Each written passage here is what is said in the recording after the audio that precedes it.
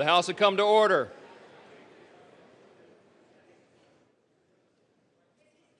The Vice President and United States Senate.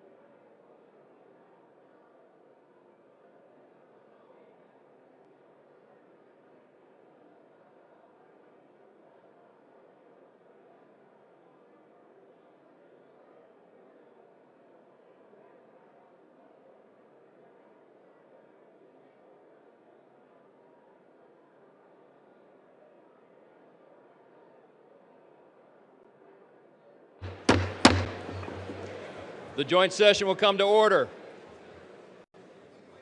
The chair appoints as members of the committee on the part of the House to escort the President of the United States into the chamber. The gentleman from Louisiana, Mr. Scalise. The gentleman from Minnesota, Mr. Emmer. The gentlewoman from Michigan, Mrs. McClain. The gentleman from North Carolina, Mr. Hudson. The gentleman from Pennsylvania, Mr. Reschenthaler. The gentleman from Utah, Mr. Moore. The gentlewoman from Indiana, Mrs. Houchin. The gentleman from Oklahoma, Mr. Hearn. The gentleman from New York, Mr. Jeffries. The gentleman from California, Mr. Aguilar. The gentleman from California, Mr. Liu. The gentlewoman from Washington, Mrs. Delbene. The gentlewoman from Michigan, Mrs. Dingle. The President of the Senate, at the direction of that body, appoints the following senators as members of the committee on the part of the Senate to escort the President of the United States into the House chamber. The Senator from South Dakota, Mr. Thune. The Senator from Wyoming, Mr. Barrasso. The Senator from Arkansas, Mr. Cotton. The Senator from West Virginia, Mrs. Capito. The Senator from Oklahoma, Mr. Langford. The Senator from South Carolina, Mr. Scott. The Senator from New York, Mr. Schumer. The Senator from Illinois, Mr. Durbin. And the Senator from Minnesota, Ms. Klobuchar. The members of the Escort Committee will exit the chamber through the lobby doors.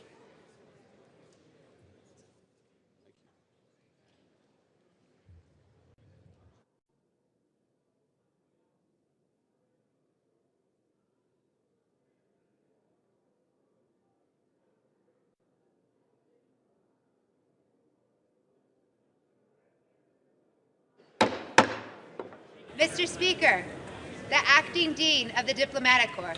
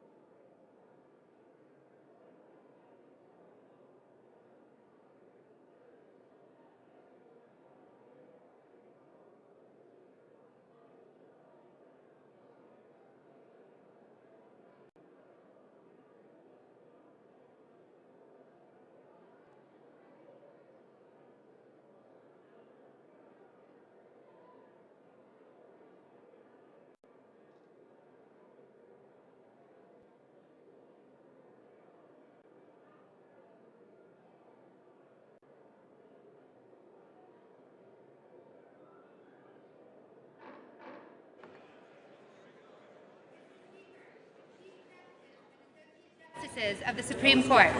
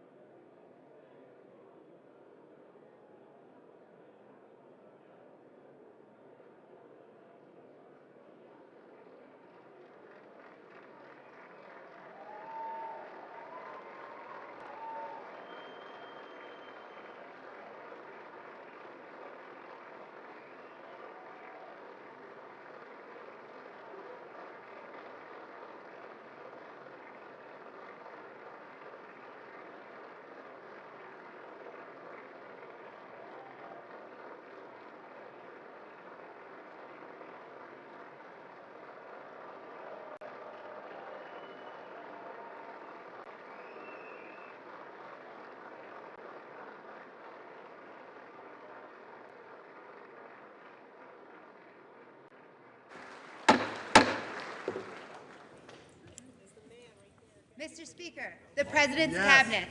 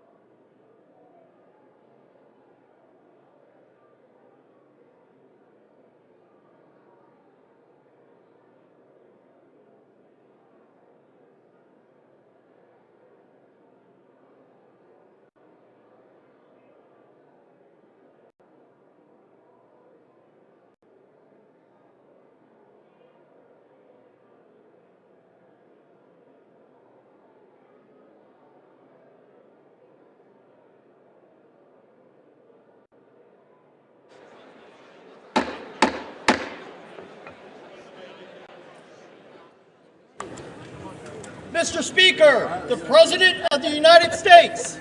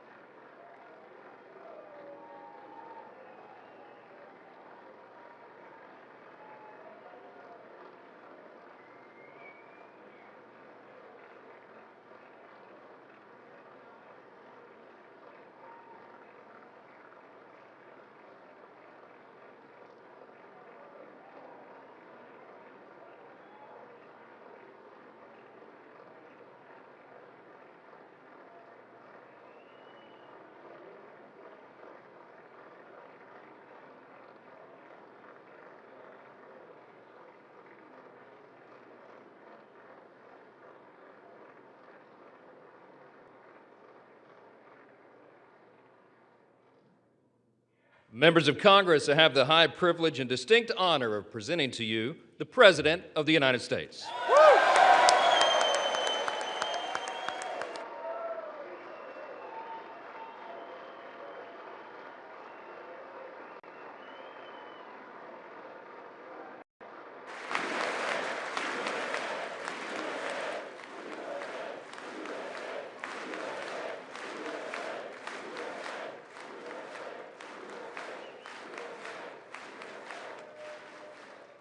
Well, thank you very much, everybody. It's really an honor. Speaker Johnson, Vice President Vance, First Lady of the United States,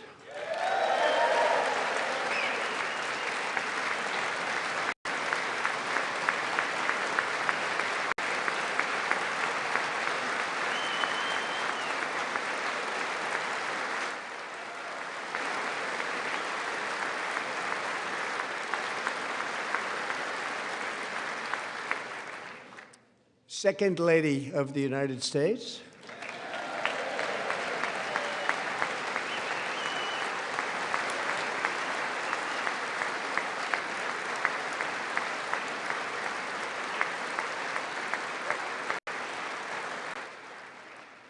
members of Congress, and my fellow Americans.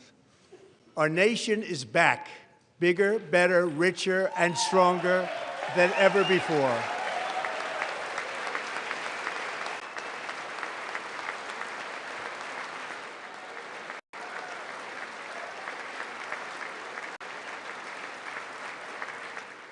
Less than 5 months from now, our country will celebrate an epic milestone in American history, the 250th anniversary of our glorious American independence. This July 4th, we will mark 2.5 centuries of liberty and triumph, progress and freedom in the most incredible and exceptional nation ever to exist on the face of the earth. And you've seen nothing yet. We're going to do better and better and better. This is the golden age of America.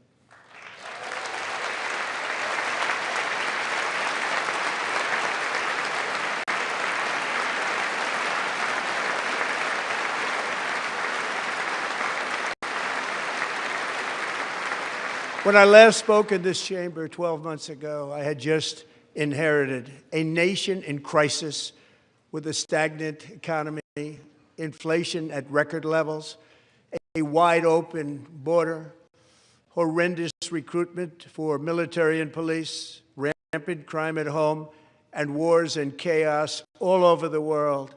But tonight, after just 1 year, I can say with dignity and pride that we have achieved a transformation like no one has ever seen before, and a turnaround for the ages. It is indeed a turnaround for the ages.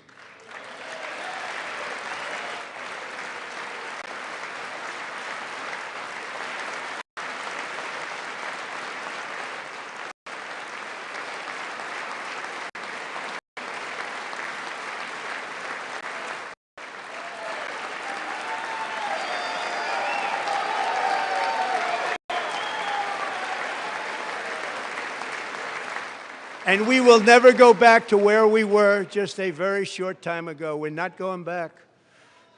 Today, our border is secure.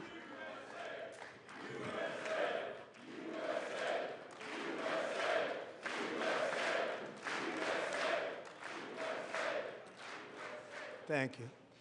Today, our border is secure. Our spirit is restored. Inflation is plummeting. Incomes are rising fast.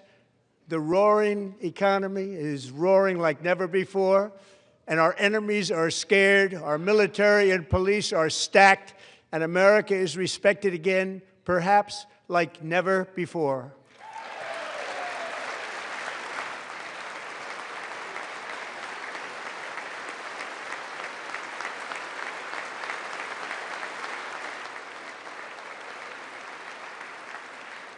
After 4 years, in which millions and millions of illegal aliens poured across our borders, totally unvetted and unchecked, we now have the strongest and most secure border in American history by far.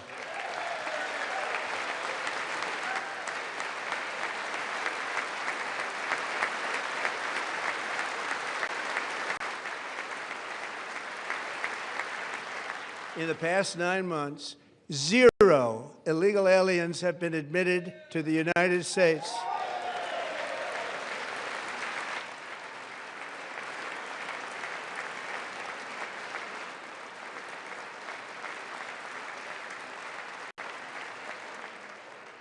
But we will always allow people to come in legally, people that will love our country and will work hard to maintain our country.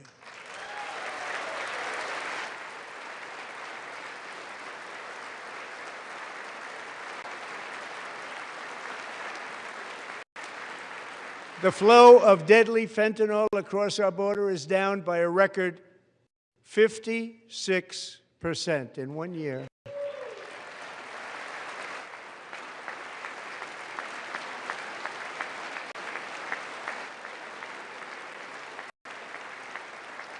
And last year, the murder rate saw its single largest decline in recorded history. This is the biggest decline, think of it, in recorded history, the lowest number in over 125 years, year 1900. In fact, substantially before my wonderful father, I had a wonderful father, Fred, before he was born, substantially before he was born.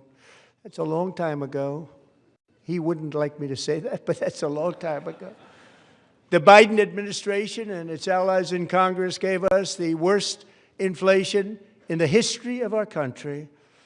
But in 12 months, my administration has driven core inflation down to the lowest level in more than 5 years. And in the last 3 months of 2025, it was down to 1.7%.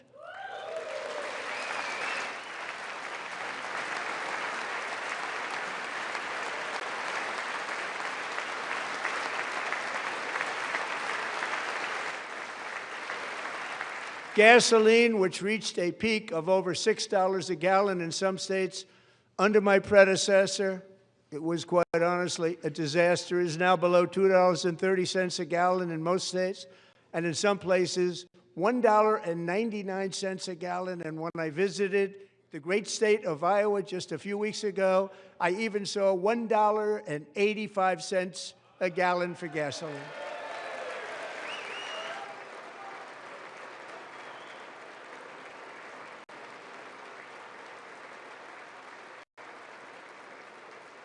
Mortgage rates are the lowest in 4 years and falling fast, and the annual cost of a typical new mortgage is down almost $5,000 just since I took office. 1 year.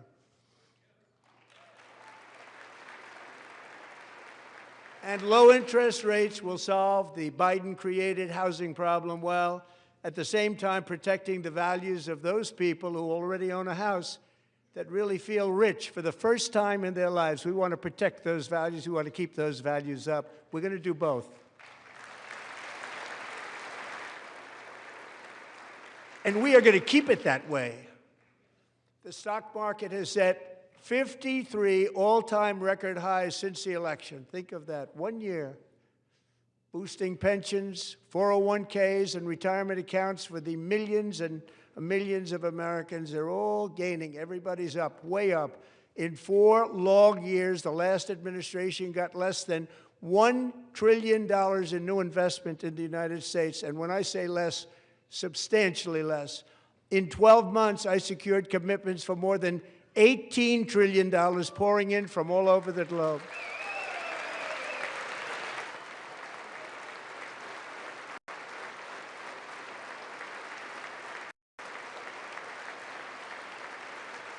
Think of it, much less than $1 trillion for 4 years versus much more than $18 trillion for 1 year. What a difference a president makes.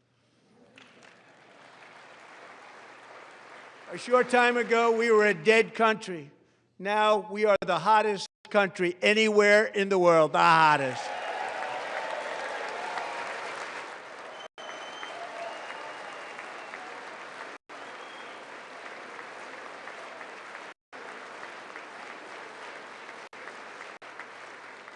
As thousands of new businesses are forming and factories, plants, and laboratories are being built, we have added 70,000 4,000 new construction jobs in just a very short period of time. It's getting bigger and bigger and stronger. Nobody can believe what they're watching. American oil production is up by more than 600,000 barrels a day, and we just received from our new friend and partner, Venezuela, more than 80 million barrels of oil.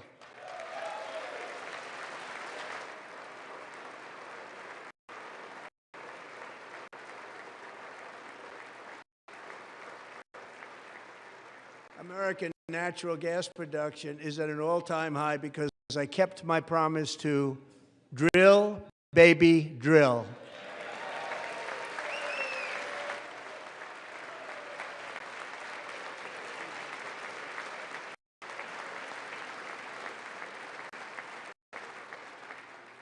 More Americans are working today than at any time in the history of our country. Think about that. Any time in the history of our country, more working today, and 100% of all jobs created under my administration have been in the private sector.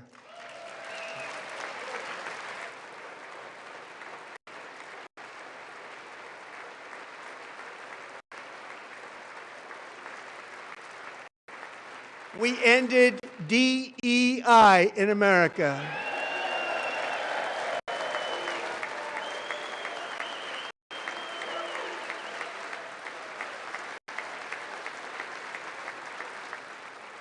We cut a record number of job-killing regulations, and in 1 year we have lifted 2.4 million Americans, a record, off of food stamps.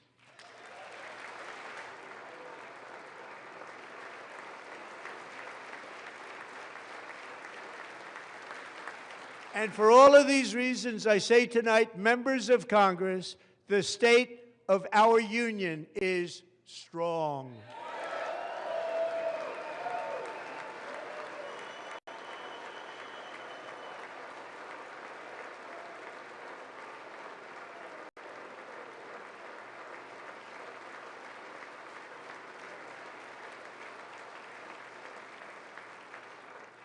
Our country is winning again. In fact, we're winning so much that we really don't know what to do about it.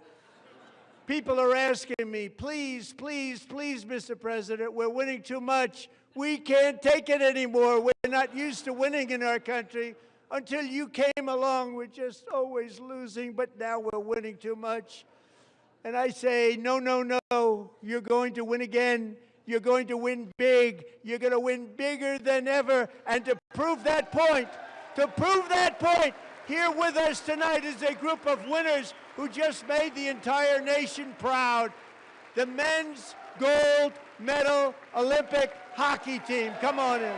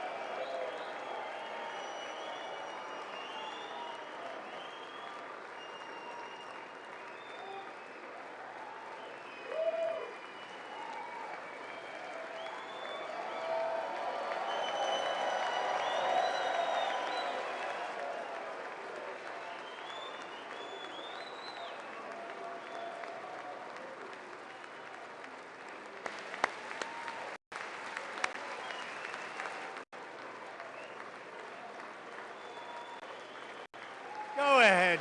They do.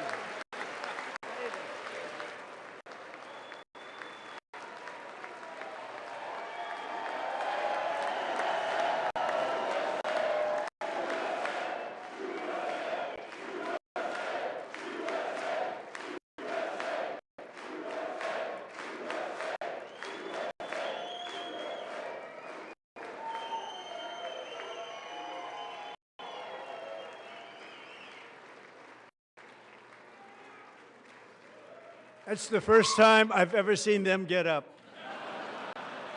And actually, not all of them did get up. But they beat a fantastic Canadian team in overtime, as everybody saw, as did the American women who will soon be coming to the White House.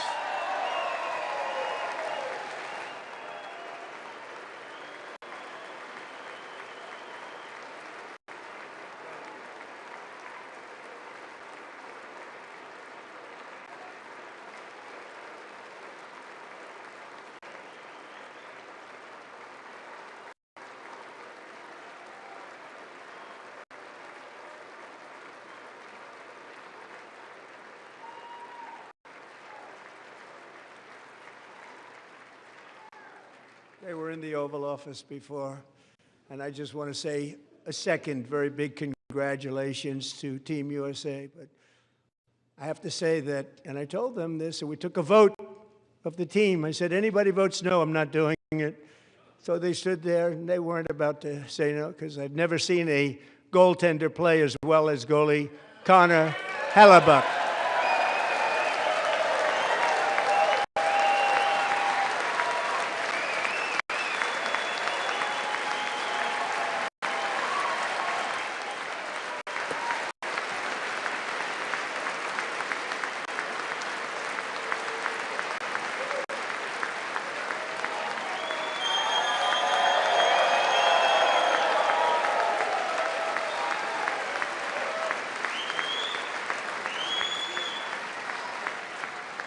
Think of it, 46 shots on goal, and I asked him, the one shot, the one where you put your stick in the back and it hit the neck of your stick and bounced off, do you practice that, or was that a little lucky?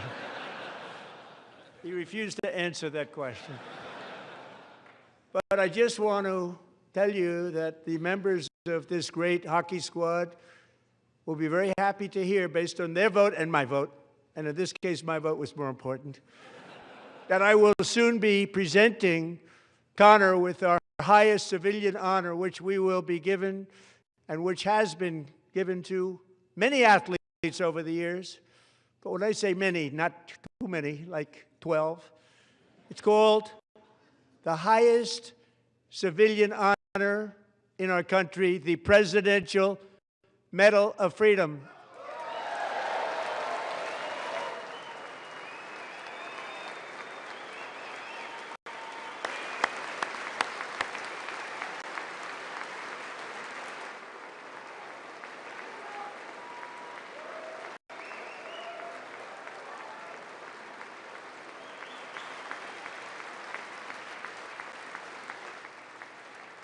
Great athletes have gotten that, very great, the best, and I thought he deserved it. And I did take a vote, every single one of them. I said, I'm not giving it if anybody goes no, and every single one of them rapidly put up their hand.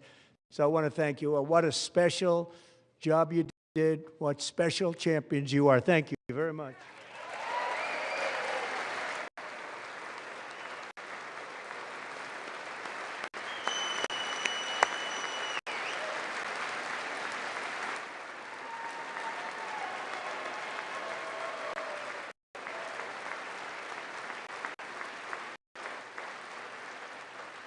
I'm also pleased to say that the next time the Olympic torch is lit, it will be here in America for the 2028 Olympics, and it's the summer version right in Los Angeles. We're going to do a good job in Los Angeles.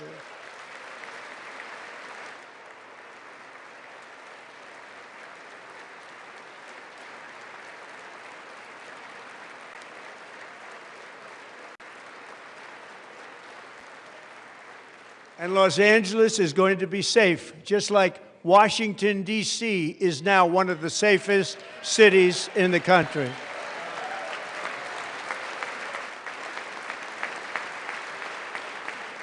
And this year, and I must say I got them both. I got them in my first term, and I was disappointed because I didn't think I'd be the president when this happened. But strange things took place. And now I've got them because I got the Olympics and I got the 2026 FIFA World Cup, and I wanted to claim the 250th, but I didn't get away with that one. I couldn't claim that one for myself. but we're getting the World Cup. So we have the World Cup and the Olympics coming, and that is exciting news.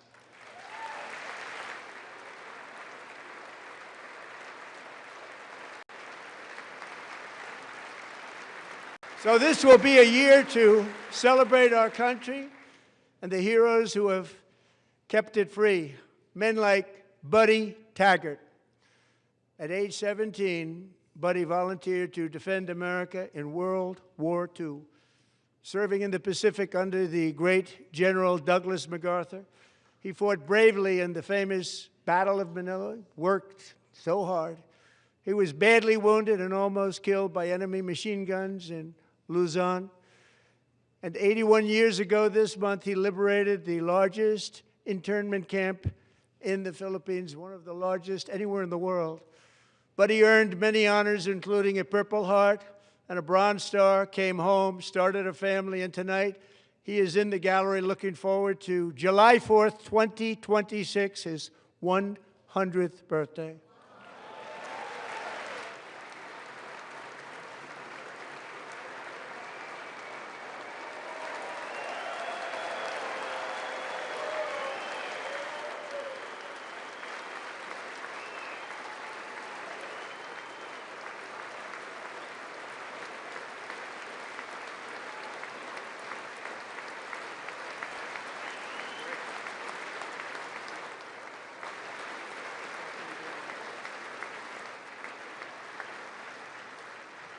So, Buddy, you're a brave man, and we salute you.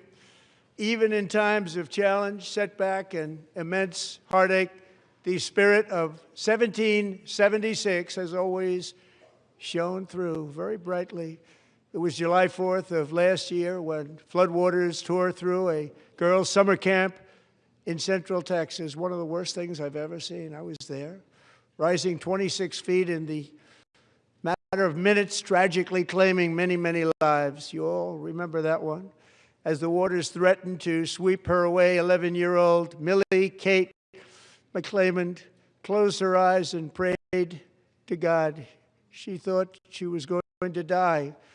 Those prayers were answered when Coast Guard rescue swimmer Scott Ruskin descended from a helicopter above. Nobody knew where he came from.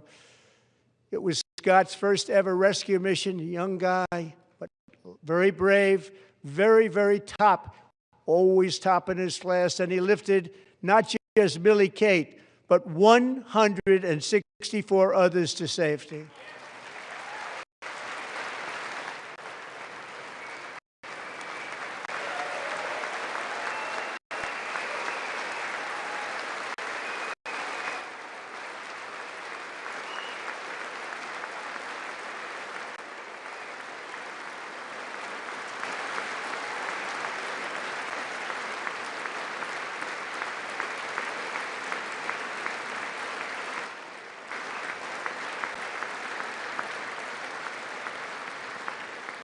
People watched Scott from a distance, and they couldn't believe what they were seeing. The winds were blowing, the rain was pouring, everything was going, and that rapid water, nobody's ever seen anything like it. They said, wow, that's something.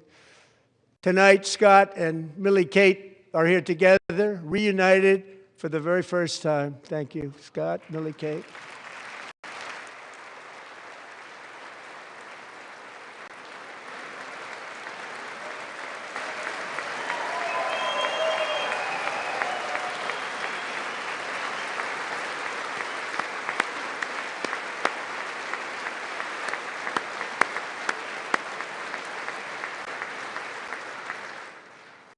And Petty Officer Ruskin, I'm pleased to inform you that I am now awarding you the Legion of Merit for extraordinary heroism, which is what it was, extraordinary heroism. Thank you.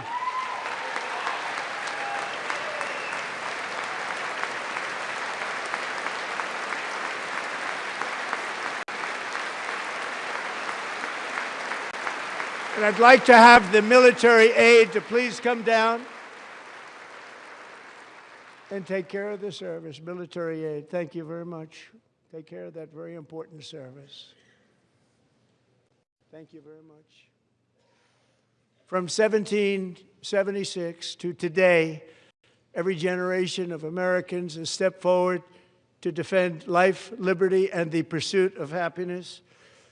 And they're really doing it for the next generation. But now it's our turn. Together we're building a nation where every child has the chance to reach higher and go further, where government answers to the people, not the powerful, and where the interests of hardworking American citizens are always our first and ultimate concern. That is the debt we owe to the heroes who came before us, and that is the promise we must keep to America for our 250th year. Last year, I urged this Congress to begin the mission by passing the largest tax cuts in American history, and our Republican majorities delivered so beautifully. Thank you, Republicans.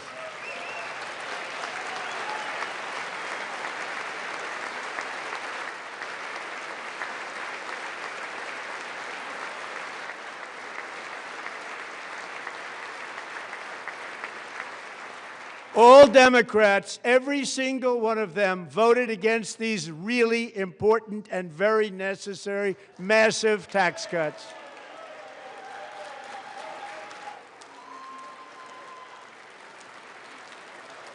They wanted large-scale tax increases to hurt the people instead. But we held strong, and with the great, big, beautiful bill, we gave you no tax on tips, no tax on overtime, and no tax on Social Security for our great seniors.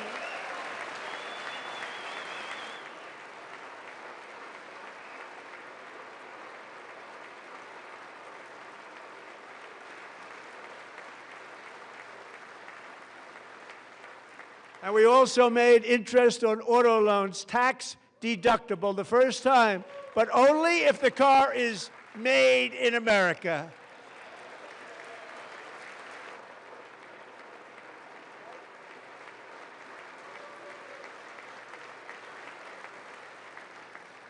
Recently in Pennsylvania, I met Megan Hemhauser, a devoted mom who's homeschools her children, beautiful, 2 children, during the day while waiting tables at night as her husband works overtime operating very heavy equipment.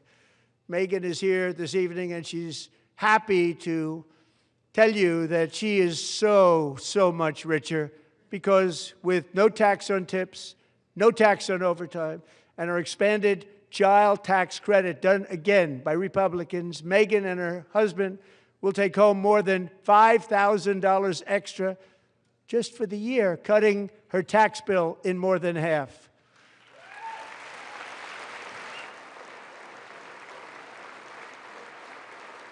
Megan, please stand up. We're fighting for you, Megan. Thank you, Megan. Thank you, Megan. We're fighting for you, Megan. Under our bill, parents like Megan can also activate their children's brand new Trump accounts. And I didn't name it.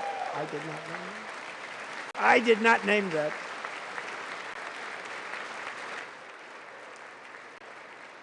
Nobody believes me, but I did not name it. It was named by a very tall man sitting right there in the third row. Nice man, a good man. Tax-free investment accounts for every American child. This is something that's so special and has taken off and gone through the roof.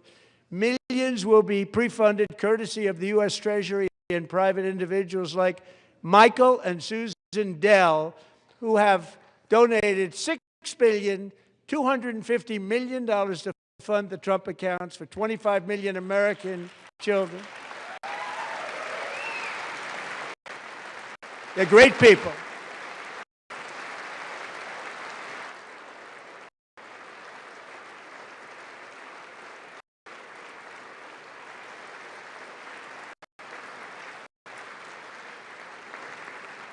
You know, I asked Michael Dell, how do you make all that money? He said, well, I just sat on my dorm in school, and I made computers, and I'd sell them to people.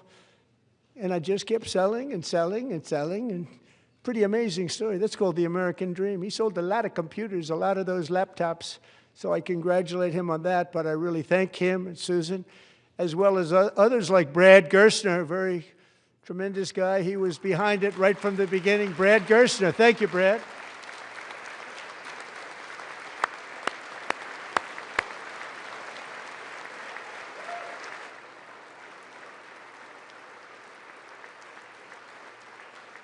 So with modest additional contributions, these young people's accounts could grow to over $100,000 or more by the time they turn 18. Think of it. How much money is that for somebody that started with nothing?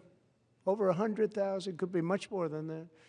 To make this investment in our children's future, go to trumpaccounts.gov, trumpaccounts.gov. And a lot of people are doing it. It's setting every record in the book.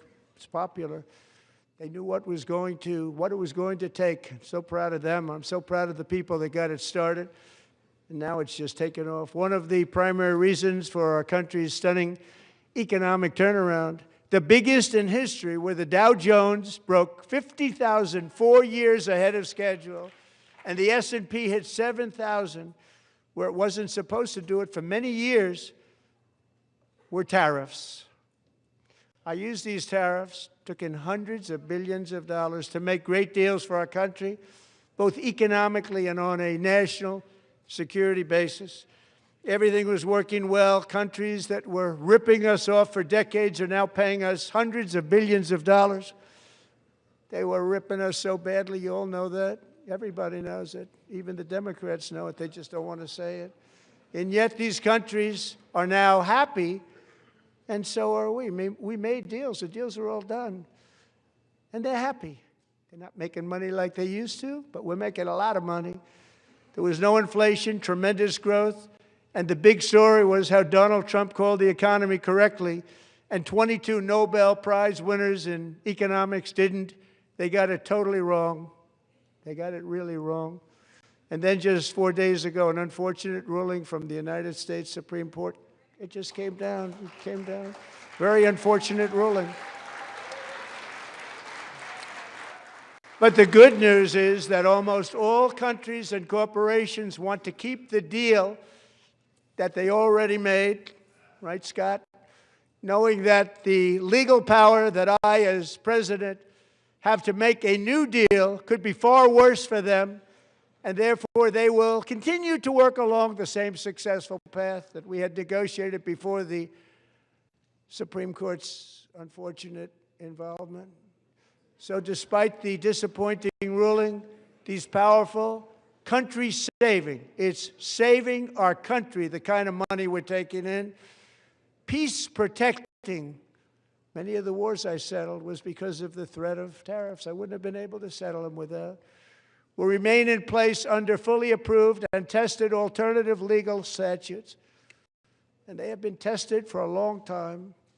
They're a little more complex, but they're actually probably better, leading to a solution that will be even stronger than before.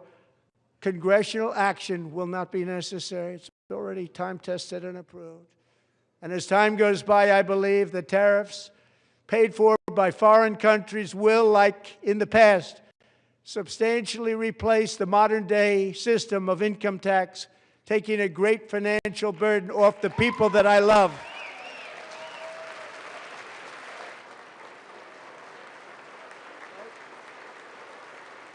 Right?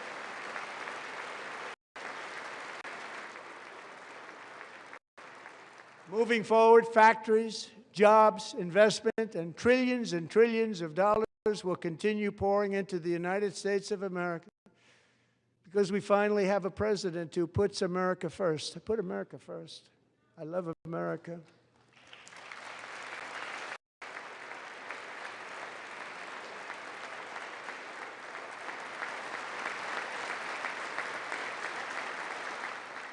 For decades before I came along, we had the exact opposite.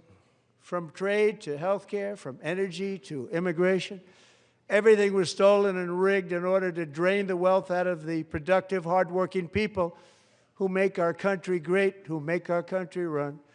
Under Biden and his corrupt partners in Congress and beyond, it reached a breaking point with the Green New scam open borders for everyone. They poured in by the millions and millions from prisons, from mental institutions. They were murderers, 11,888 murders. They came into our country. You allowed that to happen. And record-setting inflation that cost the typical family $34,000 in just a speck of time. Now the same people in this chamber who voted for those disasters suddenly used the word affordability, a word, they just used it. Somebody gave it to them, knowing full well that they caused and created the increased prices that all of our citizens had to endure. You caused that problem. You caused that problem.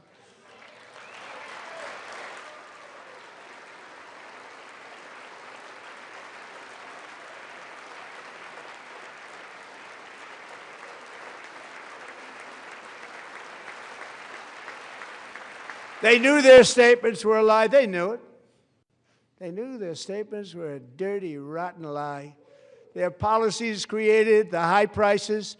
Our policies are rapidly ending them. We are doing really well. Those prices are plummeting downward.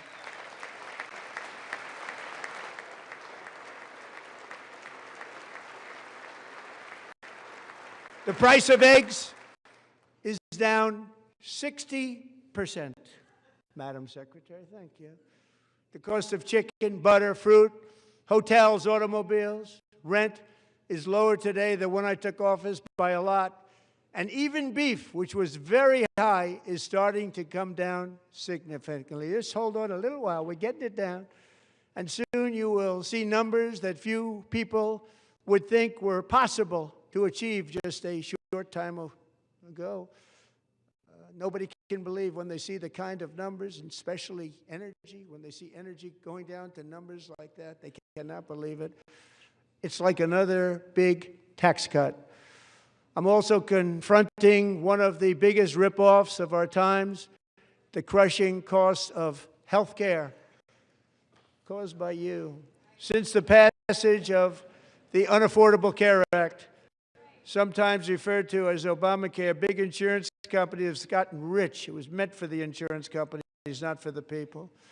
With our government giving them hundreds and hundreds of billions of dollars a year as their stock prices soared 1,000, 1,200, 1,400, and even 1,700%, like nothing else. That's why I introduced the great health care plan. I want to stop all payments to big insurance companies and instead give that money directly to the people so they can buy their own health care, which will be better health care at a much lower cost.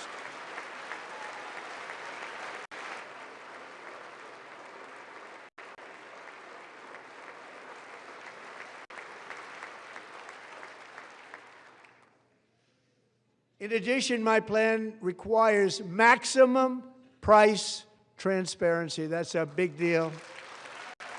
Sounds so simple, so big. And I did that in my first term, and the Democrats immediately terminated it with full knowledge that they were doing a very bad thing for the people. Costs were going to go way up, and that's what happened, and now I'm bringing them way down on health care and everything else. I'm also ending the wildly inflated cost of prescription drugs like has never happened before.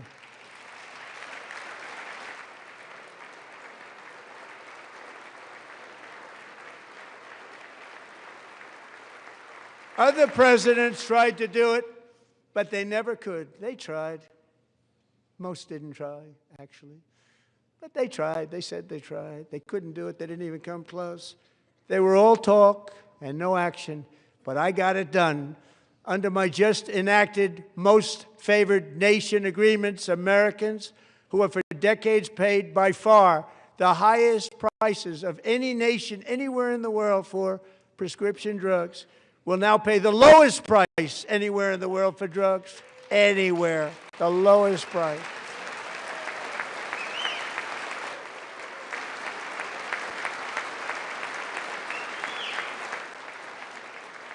So in my first year of the second term,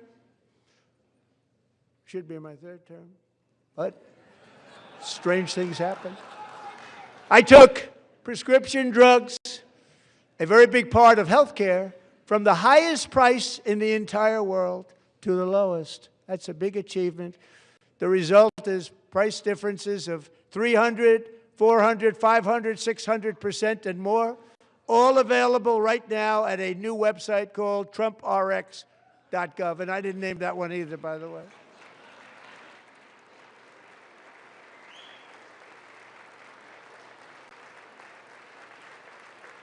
And here tonight is the very first customer ever to get that big discount, and it is big, Catherine Rayner. For 5 years, she and her husband have struggled with infertility, and they turned to IVF. One drug has been costing Catherine $4,000 to purchase, but a few weeks ago, she logged onto the TrumpRx website and got that same drug that cost $4,000, got it for under $500. A reduction of much more, actually, than $3,500.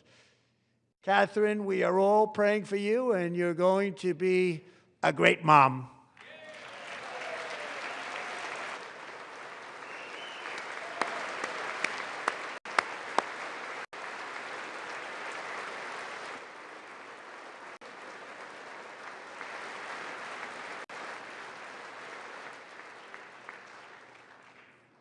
So now I'm calling on Congress to codify my most favored nation program into law. Now, the one thing, I'm not sure it matters because it's going to be very hard for somebody that comes along after me to say, let's raise drug prices by 700 or 800%. But John and Mike, if you don't mind, codify it anyway. They may do it. Codify it anyway. Thank you. Many Americans are also concerned that energy demand from AI data centers could unfairly drive up their electric utility bills. Tonight, I'm pleased to announce that I have negotiated the new Ratepayer Protection Pledge. You know what that is? We're telling the major tech companies that they have the obligation to provide for their own power needs. They can build their own power plants as part of their factory so that no one's prices will go up. And in many cases, prices of electricity will go down for the community and very substantially down. This is a unique strategy never used in this country before. We have an old grid. It could never handle the kind of numbers, the amount of electricity that's needed. So I'm telling them they can build their own plant. They're going to produce their own electricity. It will ensure the company's ability to get electricity while at the same time lowering prices of electricity for you, and could be very substantial for all of you cities and towns. You're going to see some good things happen over the next number of years. Another pillar of the American dream that has been under attack is home ownership. With us tonight is Rachel Wiggins, a mom of two from Houston. She placed bids on 20 homes and lost all of those bids to gigantic investment firms that bypassed inspection, paid all cash, and turned those houses into rentals, stealing away her American dream. She was devastated. Stories like this are why last month I signed executive order to ban large Wall Street investment firms from buying up in the thousands single-family homes.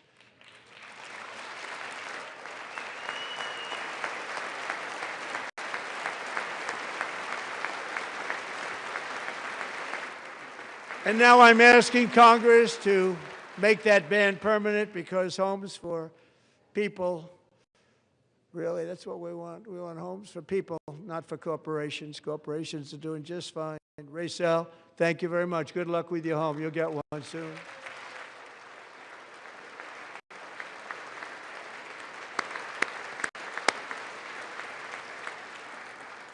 We're also working to make it easier for Americans to save for retirement. And under this administration, we will always protect Social Security and Medicare. They are not protecting it for our seniors. We will always protect Social Security, Medicare, Medicaid.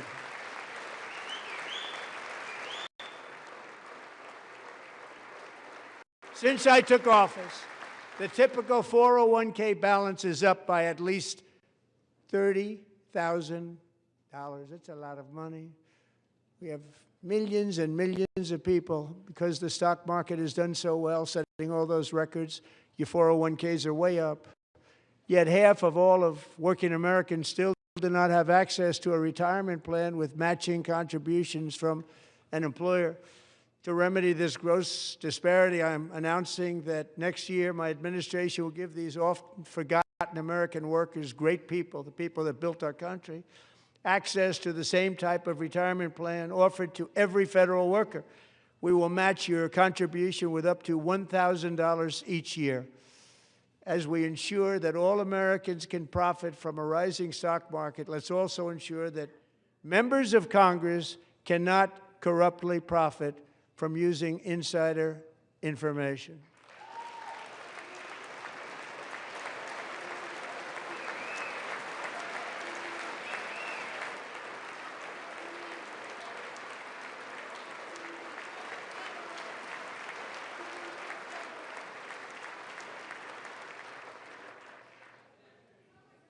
They stood up for that. I can't believe it.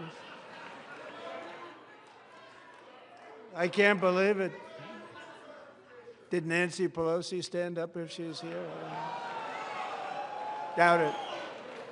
Pass the Stop Insider Trading Act without delay.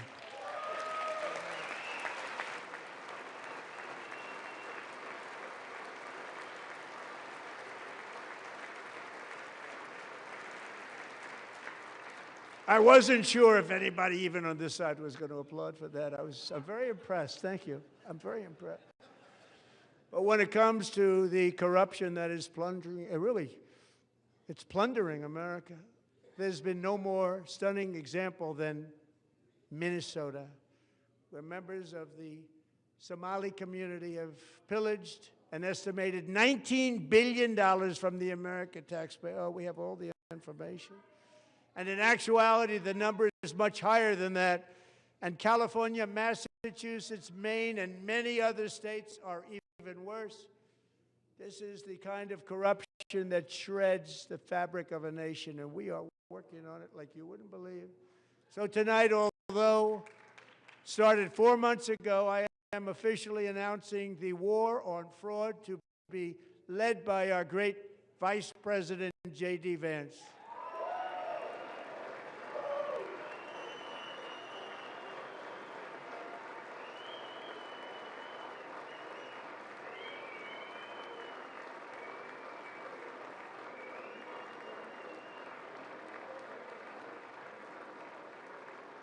He'll get it done. And we're able to find enough of that fraud, we will actually have a balanced budget overnight. It'll go very quickly. That's the kind of money you're talking about. We'll balance our budget. The Somali pirates who ransacked Minnesota remind us that there are large parts of the world where corruption and lawlessness are the norm, not the exception. Importing these cultures through unrestricted immigration and open borders brings those problems right here to the USA. And it is the American people who pay the price in higher medical bills, car insurance rates, rent, taxes, and perhaps most importantly, crime. We will take care of this problem. We're going to take care of this problem. We are not playing games. Delilah.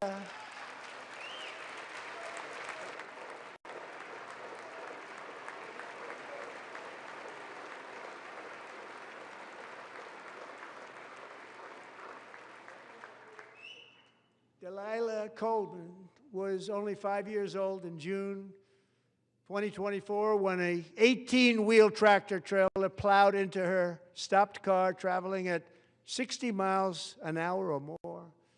The driver was an illegal alien let in by Joe Biden and given a commercial driver's license by open borders politicians in California. Doctors said Delilah would never be able to walk or talk, have a good life.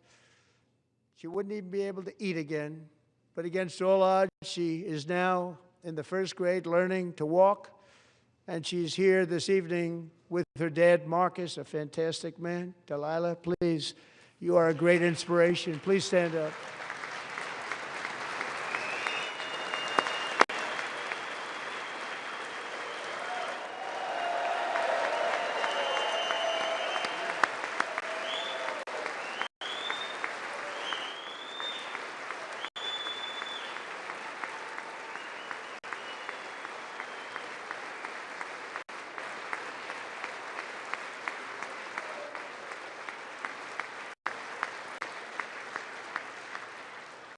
Thank you, Delilah.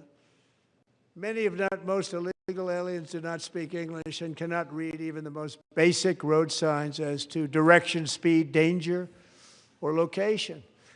That's why tonight I'm calling on Congress to pass what we will call the Delilah Law, barring any state from granting commercial driver's licenses to illegal aliens.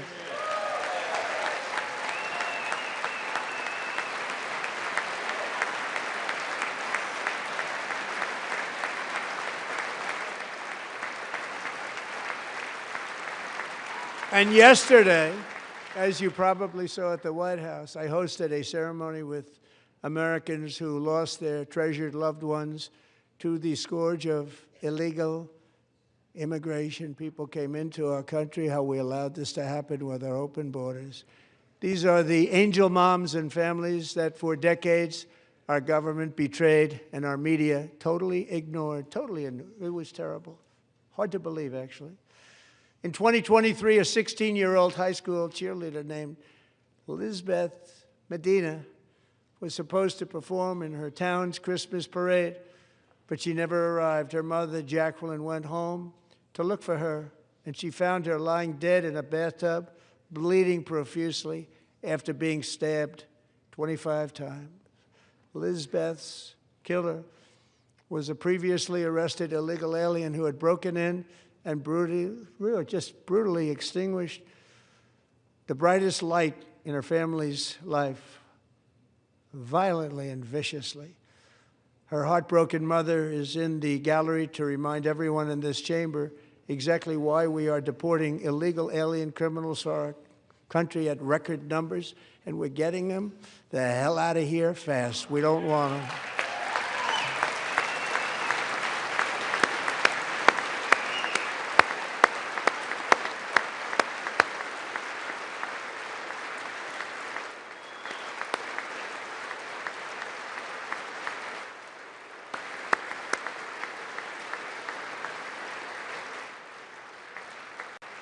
Thank you very much, Jacqueline. Thank you. We can never forget that many in this room not only allowed the border invasion to happen before I got involved, but indeed they would do it all over again if they ever had the chance. If they ever got elected, they would open up those borders to some of the worst criminals anywhere in the world. The only thing standing between Americans and a wide open border right now is President Donald J. Trump and our great Republican patriots in Congress. Thank you. Thank you.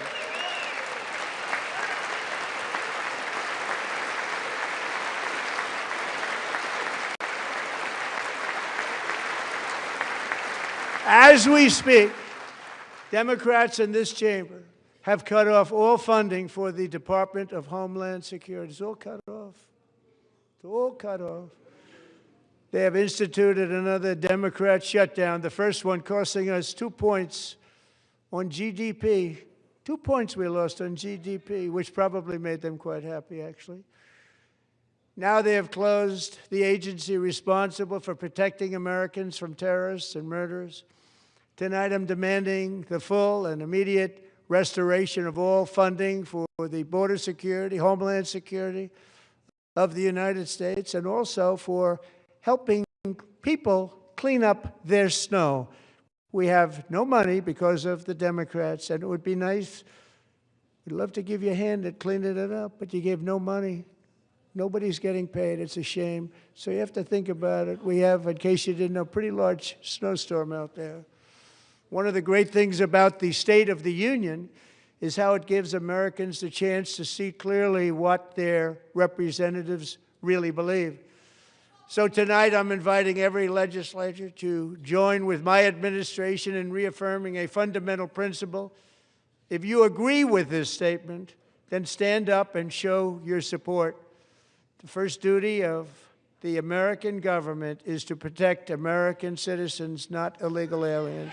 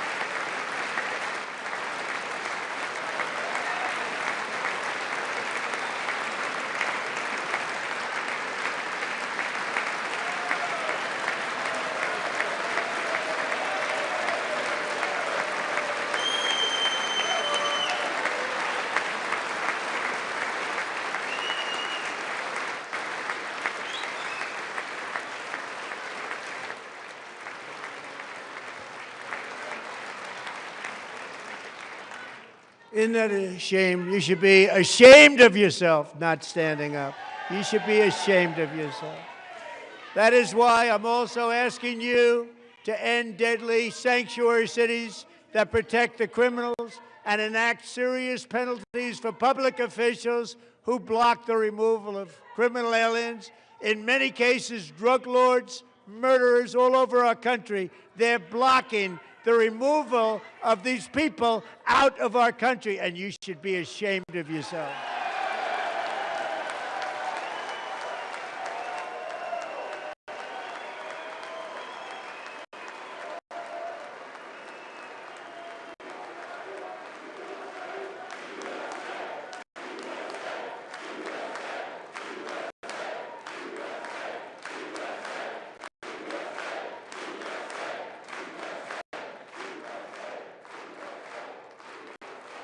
And perhaps most importantly, I'm asking you to approve the Save America Act.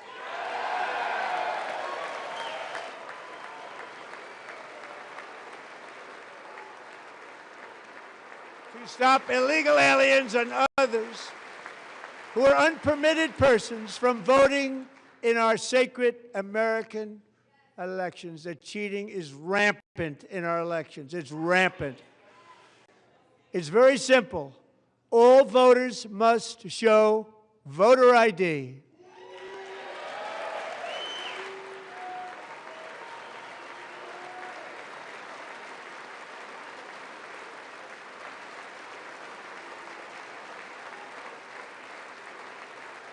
All voters must show proof of citizenship in order to vote.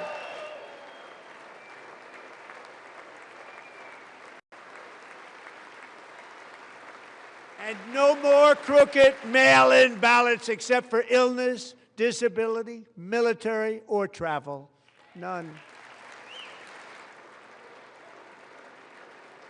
And this should be an easy one. And by the way, it's polling at 89%, including Democrats, 89%.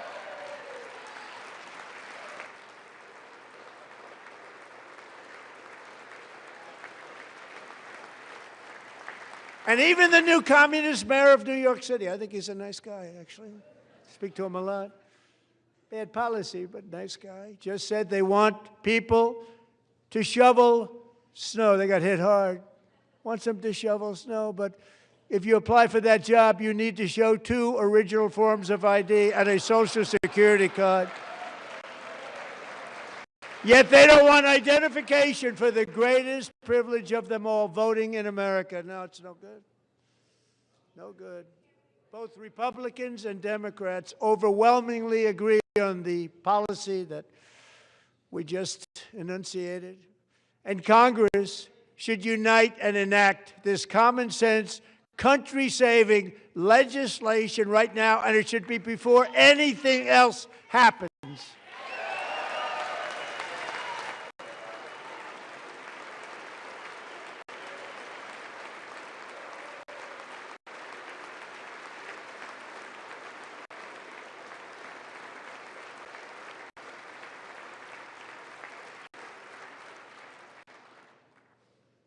And the reason they don't want to do it, why would anybody not want voter ID? One reason, because they want to cheat. There's only one reason. They make up all excuses. They say it's racist. They come up with things you almost say, what imagination they have.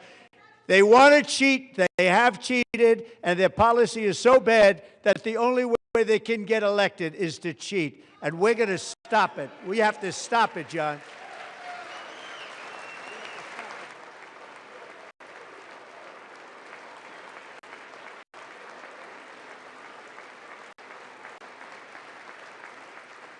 And here is one more opportunity to show common sense in government.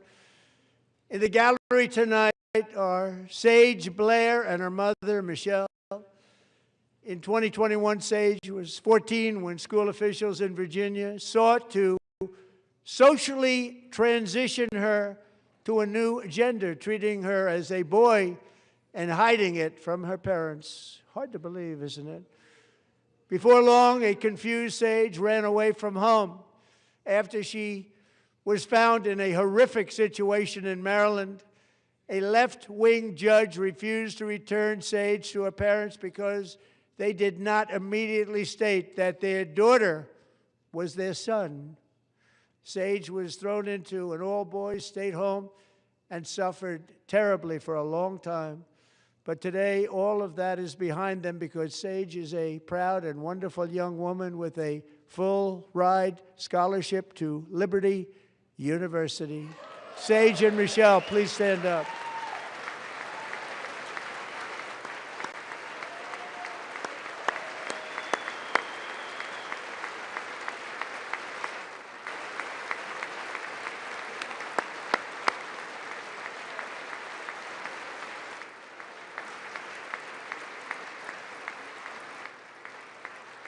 And thank you for your great bravery. And who can believe that we're even speaking about things like this?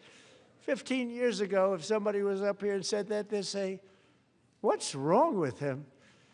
But now we have to say it because it's going on all over numerous states without even telling the parents. But surely we can all agree no state can be allowed to rip children from their parents' arms and transition them to a new gender against the parents' will. Who would believe that we're even talking about this? We must ban it, and we must ban it immediately.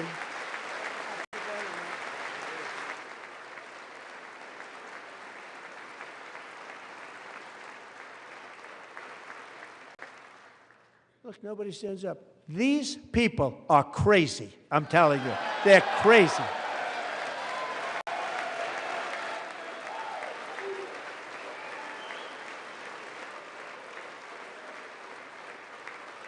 Amazing. Incredible. Boy, oh boy.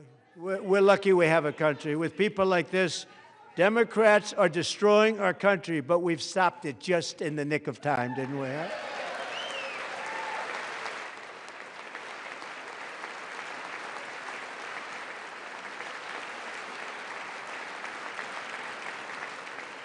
No one cares more about protecting America's youth than our wonderful First Lady, now a movie star. She's a movie star. Can you believe it? Who would have believed that? Over the past year, she has had an incredible impact championing AI legislation, advancing a landmark executive order on foster care, and helping secure $30 million to launch the Melania Trump Foster Youth to Independence Initiative. It's a tremendous, really a tremendous thing that happened and had a lot of bipartisan support. She gets much better bipartisan support than I do. I get none. She gets a lot. Someday you're going to have to tell me how you did that.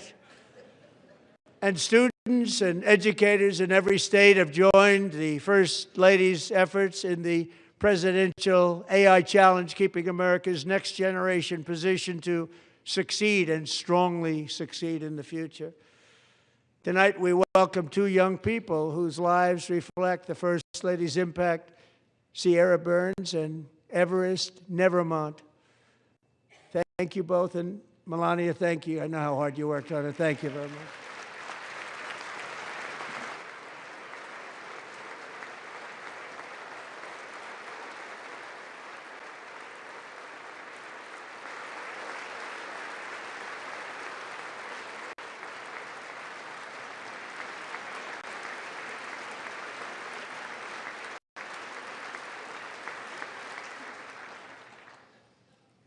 I'm very proud to say that during my time in office, both the first 4 years and in particular this last year, there has been a tremendous renewal in religion, faith, Christianity, and belief in God.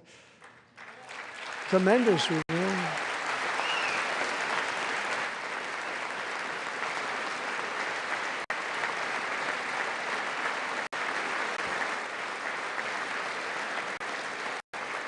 This is especially true among young people, and a big part of that had to do with my great friend, Charlie Kirk, a great guy, great man.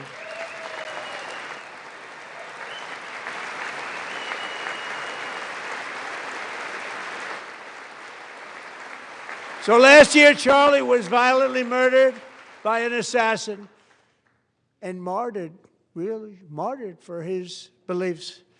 His wonderful wife, Erica, is with us tonight. Erica, please stand.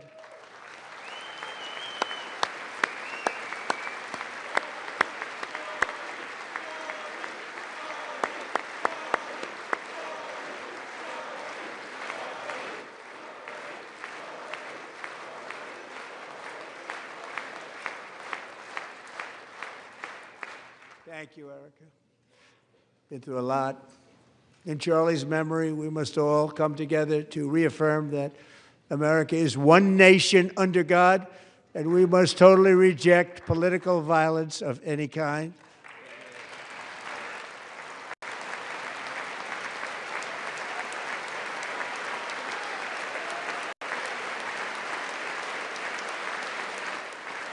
We love religion, and we love bringing it back, and it's coming back at levels that nobody actually thought possible. It's really a beautiful thing to see. Above all, unleashing America's promise requires keeping our communities safe. We have made incredible strides, yet dangerous repeat offenders continue to be released by pro-crime Democrat politicians again and again. We are honored to be joined tonight by a woman who's been through hell, Anya Zuretska. In 2022, she and her beautiful daughter, so beautiful, what a beautiful young woman, Irina, fled war-torn Ukraine to live with relatives near Charlotte, North Carolina. And by the way, what's going on with Charlotte? Last summer, 23-year-old Irina was riding home on the train when a deranged monster who had been arrested over a dozen times and was released through no cash bail, stood up and viciously slashed a knife through her neck and body. No one will ever forget. There were people on that train. No one will ever forget the expression of terror on Irina's face as she looked up at her attacker in the last seconds of her life. She died instantly. She had escaped a brutal war only to be slain by a hardened criminal, set free to kill in America, came in through open borders. Mrs. Zuretska, tonight I promise you we will ensure justice for your magnificent daughter, Irina.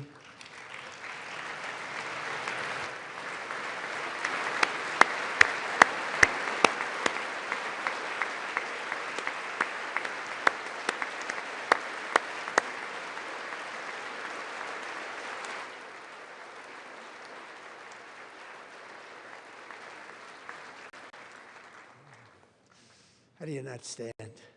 How do you not stand? I'm asking this Congress to pass tough legislation to ensure that violent and dangerous repeat offenders are put behind bars, and importantly, that they stay there.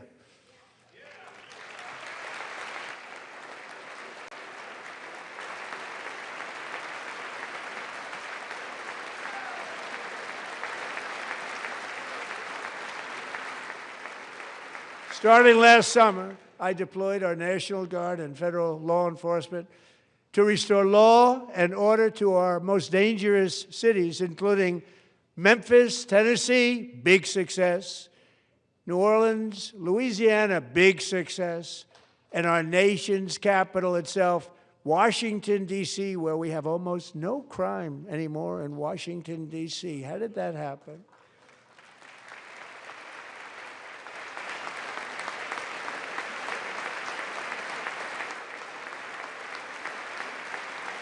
In fact, crime in Washington is now at the lowest level ever recorded, and murders in D.C. this January were down close to 100% from a year ago.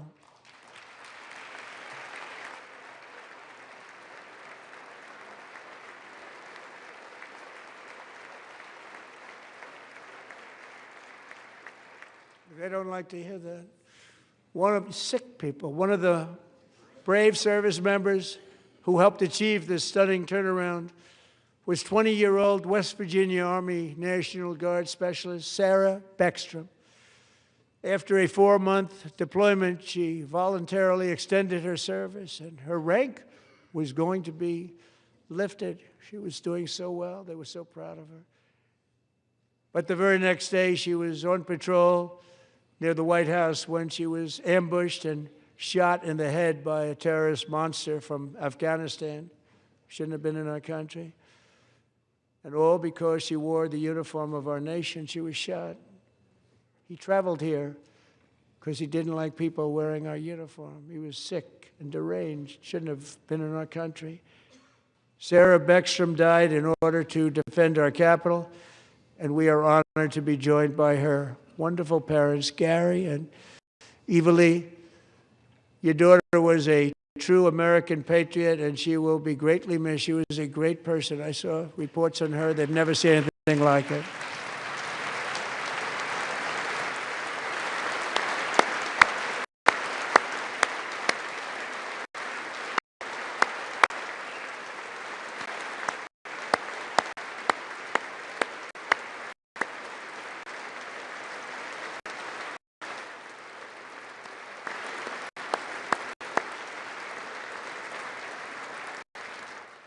So sorry. Thank you very much. She's a great young lady. I saw reports that were like, perfect. She was perfect. Serving alongside Sarah that day was Staff Sergeant Andrew Wolf. The terrorist shot Andrew in the head, and no one thought he could possibly make it. The two of them, Sarah and Andrew, both shot violently in the head. Neither was expected to make it.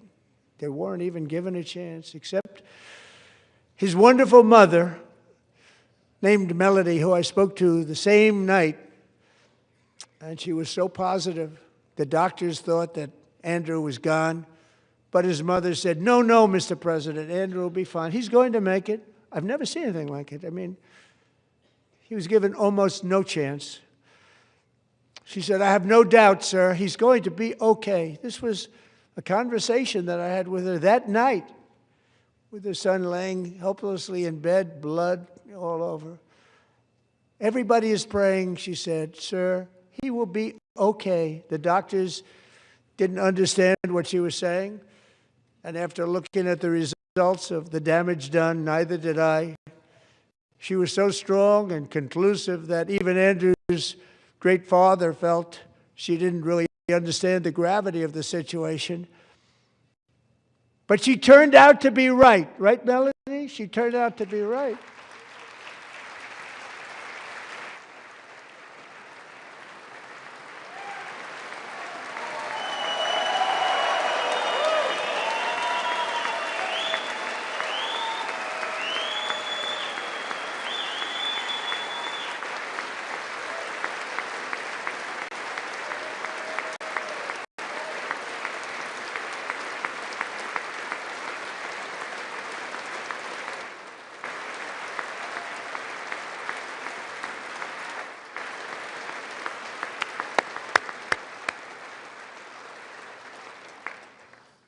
Amazing, actually. I said, where does this woman come from? She's the most positive person I've ever met. With God's help, Andrew has battled back from the edge of death, and we're talking about the edge of death, on his way to a miraculous recovery. He's got a little work to do, but he's doing great. Nice to see you. He's a good-looking guy. Nice to see you. Thanks, Andrew. Thank you very much.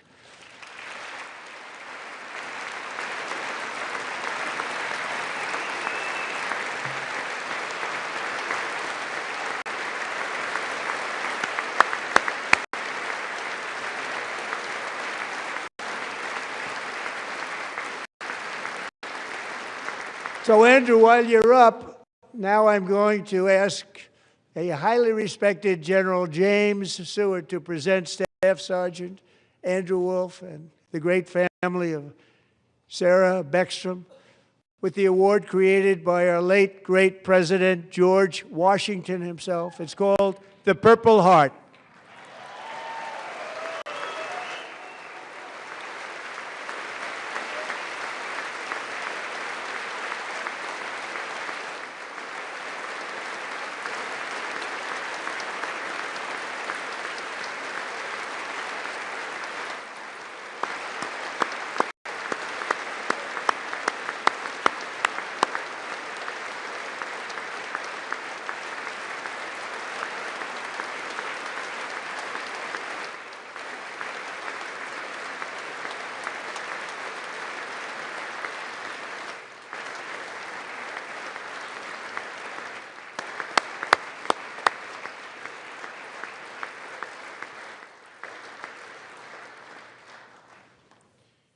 We love you all. Love you. We're proudly restoring safety for Americans at home, and we are also restoring security for Americans abroad. Our country has never been stronger. In my first 10 months, I ended 8 wars, including Cambodia. Isn't it funny? Sick people. Cambodia and Thailand, Pakistan and India. Would have been a nuclear war. 35 million people said the Prime Minister of Pakistan would have died if it were not for my involvement. Kosovo and Serbia, Israel and Iran, Egypt and Ethiopia, Armenia and Azerbaijan, the Congo and Rwanda, and of course the war in Gaza, which proceeds at a very low level. It's just about there. And I want to thank Steve Witkoff and Jared Kushner for your help. Thank you, Steve. Thank you, Jared.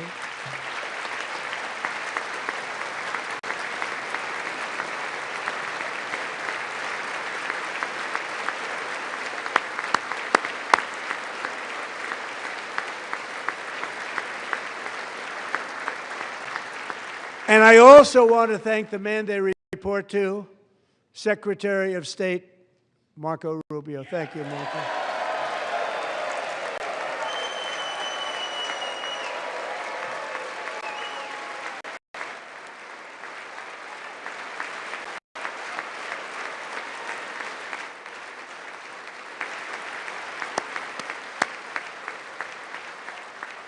People like you. You know, Marco got 100% of the votes when he was in confirmation. I think our next one was about 54%. And some of the Democrats are now saying, I can't believe we approved that guy.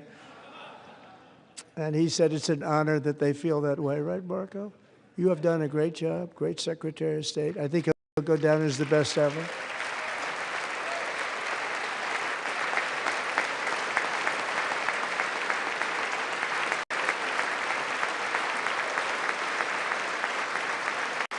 Under the ceasefire I negotiated, every single hostage, both living and dead, has been returned home. Can you believe that?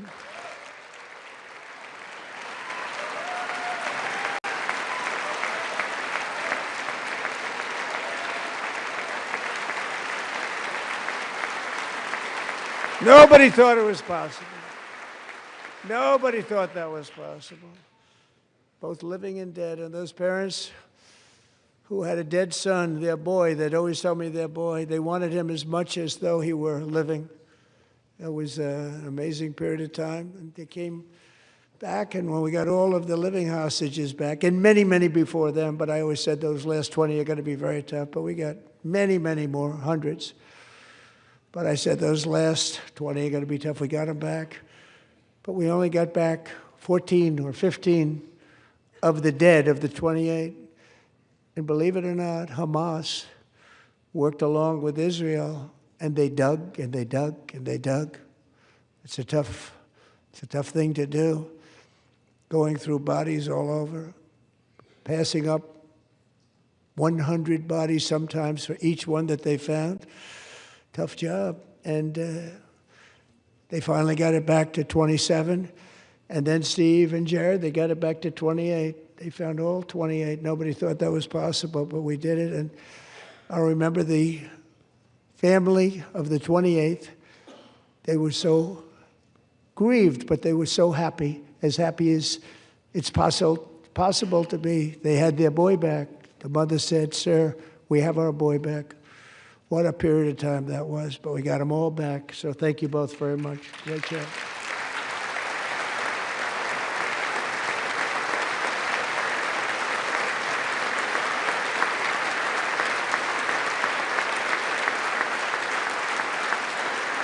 And we're working very hard to end the 9th war, the killing and slaughter between Russia and Ukraine, where 25,000 soldiers are dying each and every month. Think of that, 25,000 soldiers are dying a month.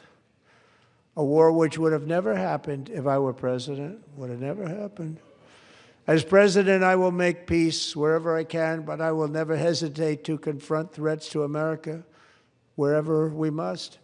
That's why in a breakthrough operation last June, the United States military obliterated Iran's nuclear weapons program with an attack on Iranian soil known as Operation Midnight Hammer.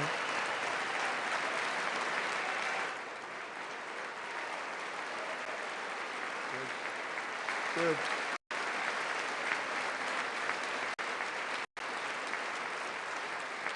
For decades, it had been the policy of the United States never to allow Iran to obtain a nuclear weapon.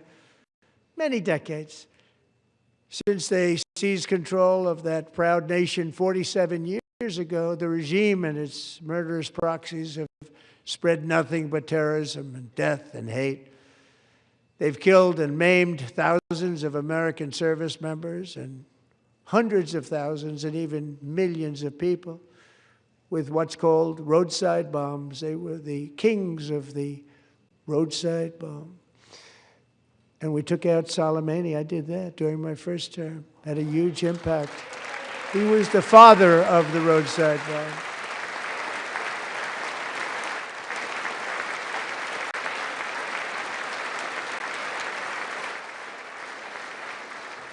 And just over the last couple of months with the protests, they've killed at least, it looks like, 32,000 protesters. 32,000 protesters in their own country. They shot them and hung them. We stopped them from hanging a lot of them with the threat of serious violence. But this is some terrible people.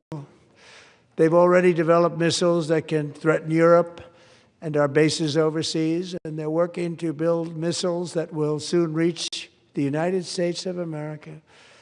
After Midnight Hammer, they were warned to make no future attempts to rebuild their weapons program, and in particular, nuclear weapons. Yet they continue.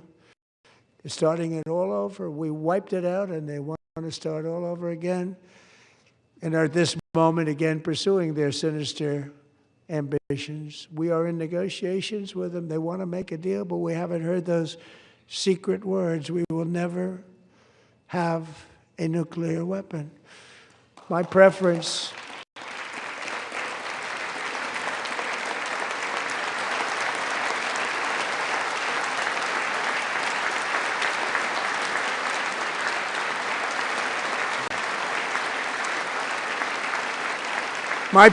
is to solve this problem through diplomacy. But one thing is certain, I will never allow the world's #1 sponsor of terror, which they are by far, to have a nuclear weapon. Can't let that happen.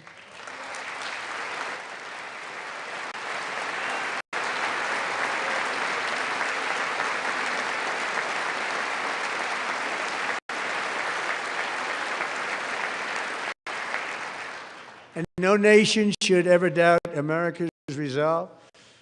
We have the most powerful military on earth. I rebuilt the military in my first term. We're going to continue to do so. Also, we just approved a $1 trillion budget. We have no choice. We have to be strong because hopefully we will seldom have to use this great power that we built together. It's really called peace through strength, and it's been very, very effective.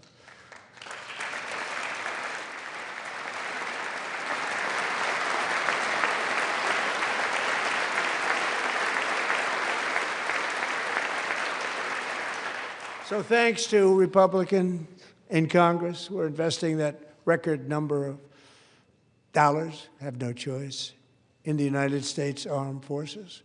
Also creating a lot of jobs, but we're not even doing it for that reason. Because as I said, we have more jobs, more people working today than ever before in the history of our country. And NATO countries are friends and allies. They are. They're our friends and they're our allies. Have just agreed, at my very strong request, to pay 5% of GDP for military defense rather than the 2%, which they weren't paying. We were paying for almost all of NATO. Now they're paying 5 as opposed to not paying 2.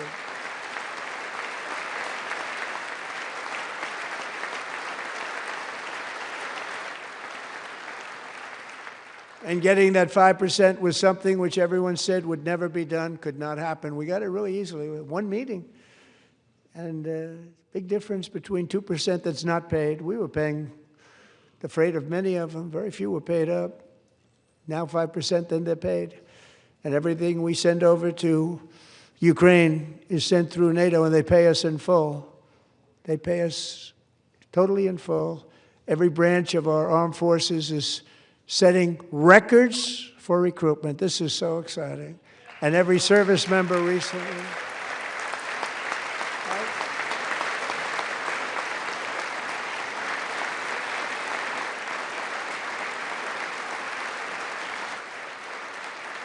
And every service member recently received a warrior dividend of $1,776.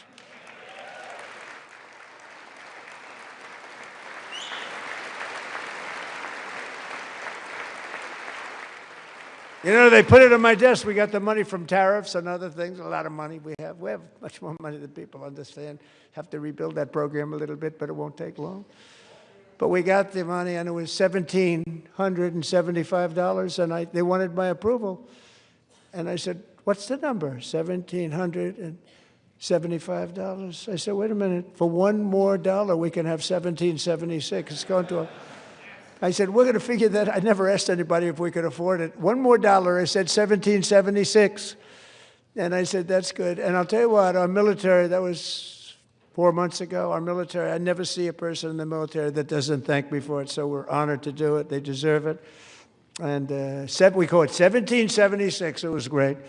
And we love our military. We love our law enforcement. We love our firemen. You know, the firemen don't get mentioned enough. We love our firemen. We're also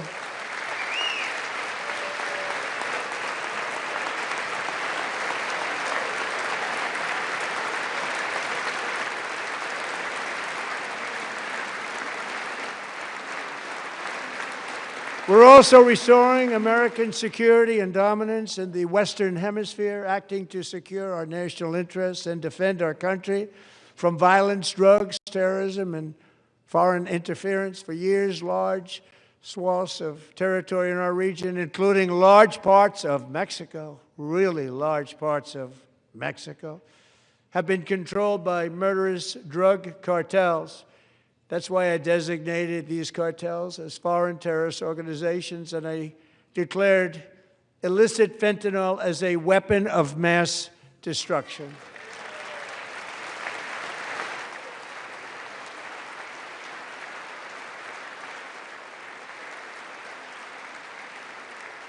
And with our new military campaign, we have stopped record amounts of drugs coming into our country and virtually stopped it completely coming in by water or sea. You probably noticed that.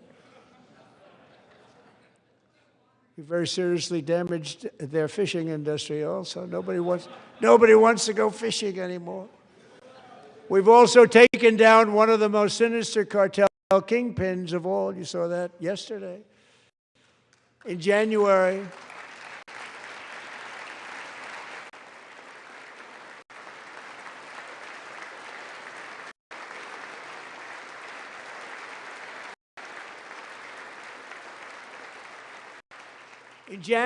elite American warriors carried out one of the most complex, spectacular feats of military competence and power in world history. No one's seen anything like it. Foreign leaders, I won't tell you who, called me, and they said, very impressive, very good.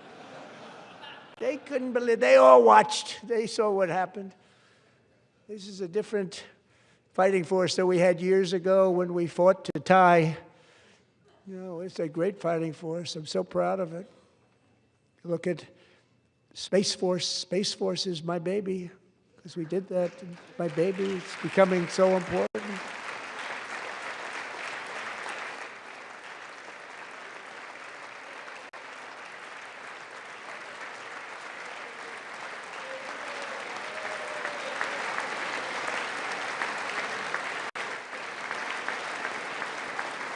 And America's armed forces overwhelmed all defenses and utterly defeated an enemy, good fighters, to end the reign of outlaw dictator Nicolas Maduro and bring him to face American justice.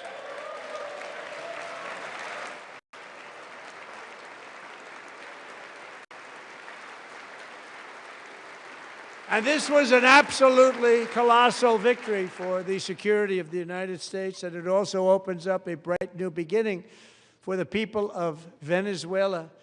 We're working closely with the new president of Venezuela, Delcy Rodriguez, to unleash extraordinary economic gains for both of our countries and to bring new hope to those who have suffered so terribly.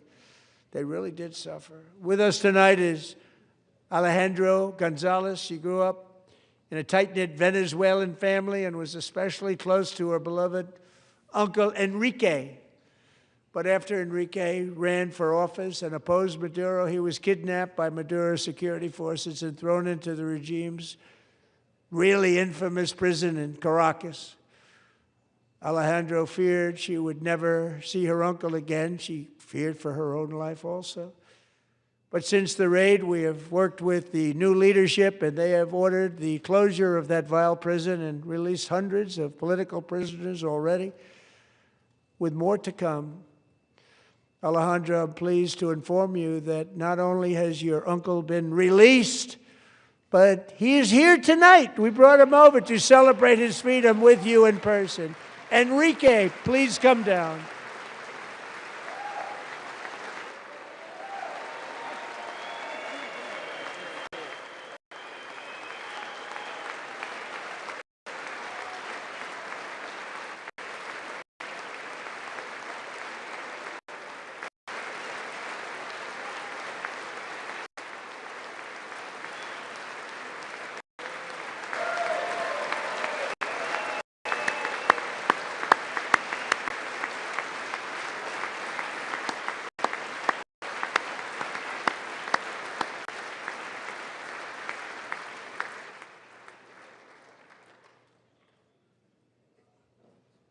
Thank you, Enrique. Have a good time.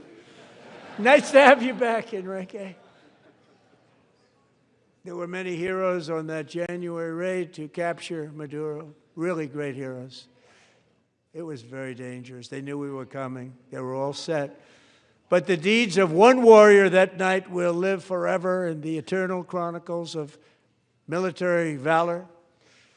Chief Warrant Officer 5, Eric Slover, planned the mission and was the flight lead in the cockpit of the first helicopter, a big, beautiful, powerful helicopter. It was a massive Chinook carrying, as you can imagine, many, many American warfighters. Wearing the dog tags his wife Amy had blessed with holy water before he left. She knew it was going to be a rough one.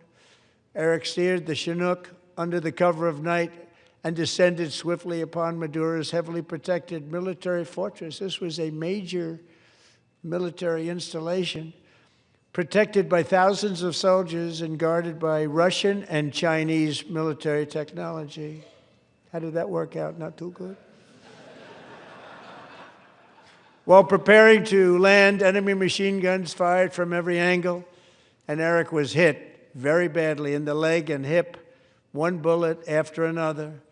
He absorbed 4 agonizing shots, shredding his leg into numerous pieces.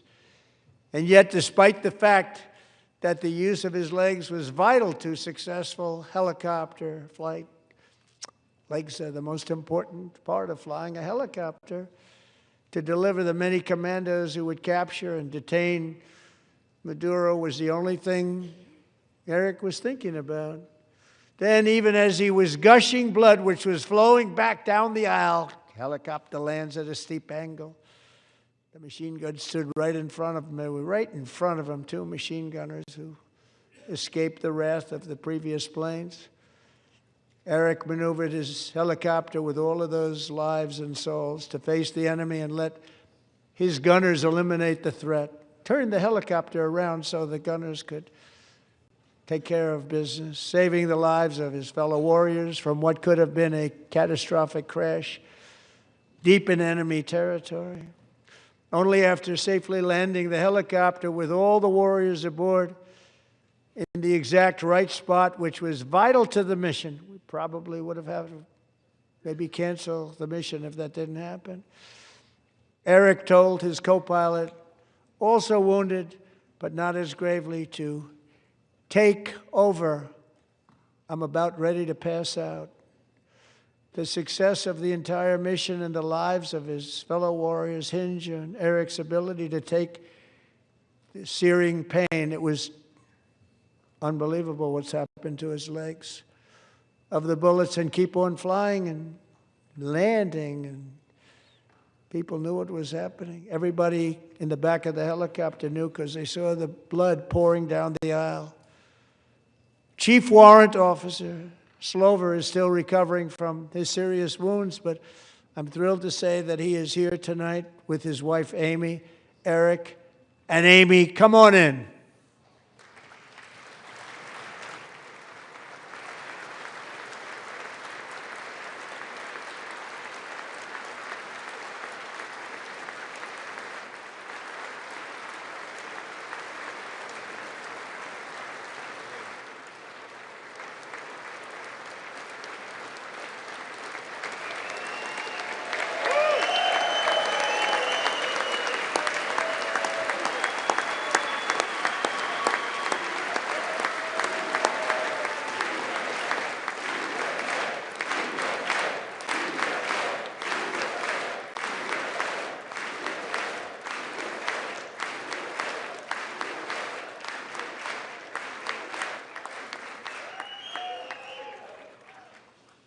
So we have a surprise for Eric and Amy.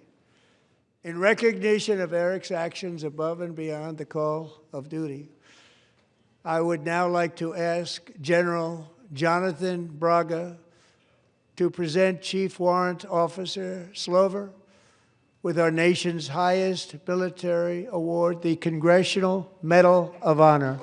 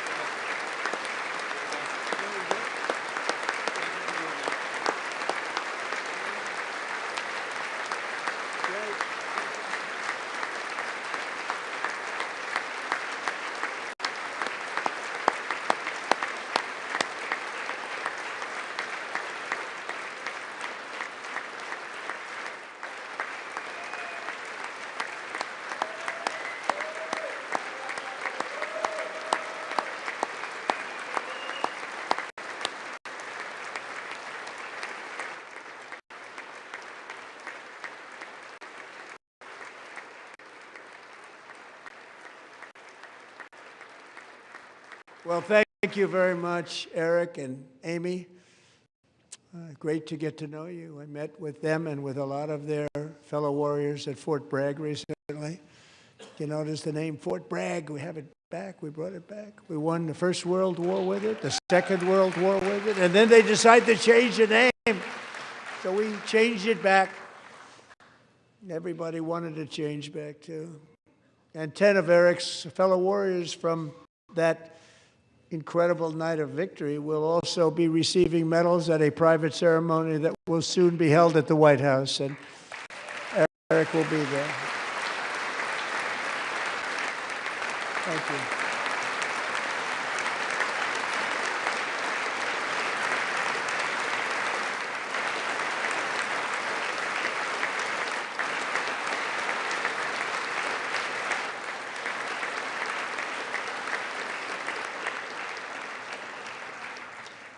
Thank you, Eric. That's a big one. Tonight we've celebrated many truly extraordinary American patriots, but there is one last living legend to honor before we go. He is one more heroic American aviator, Navy fighter pilot. Royce Williams served in World War II, Korea, Vietnam, flying more than 220 missions. In the skies over Korea in 1952, Royce was in the dogfight of a lifetime, legendary dogfight. Flying through blizzard conditions, his squadron was ambushed by 7 Soviet fighter planes. It was his first aerial combat of the war, and despite being massively outnumbered and outgunned, Royce led the takedown of 4 enemy jets and almost destroyed the others, vanquishing his adversaries while taking 263 bullets to his own plane and being seriously hurt. His story was secret for over 50 years. He didn't even want to tell his wife, but the legend grew and grew. But tonight, at 100 years old, this brave Navy captain is finally getting the recognition he deserves. He was a legend long before this evening. Royce, please stand up, and I will ask the First Lady of the United States to present Captain Royce Williams with his Congressional Medal of Honor.